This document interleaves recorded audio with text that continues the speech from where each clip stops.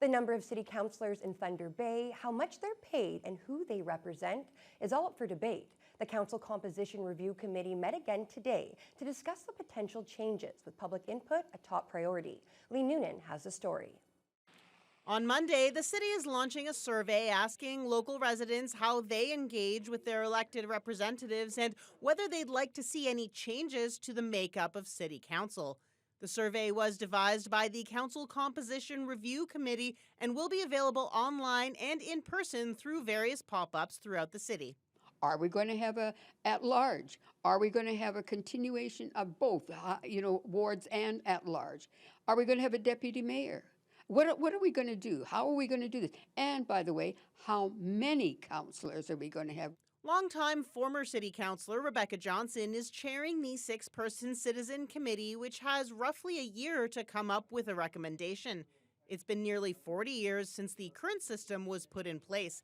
Johnson says it's a generational opportunity to help shape local democracy, and it's crucial their recommendation represents all citizens. To me, the community have to decide what they want. Like, how do they want to, when they go to vote for their mayor and council, what does that look like?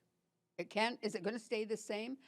I don't think it is. Committee member Heather McLeod acknowledges that there are limits to who will actually respond to a survey, with invisible barriers preventing many from engaging. This affects all of us, not just those of us who can make our way through those invisible barriers. And we as a committee have talked a few times about how do we get to everybody?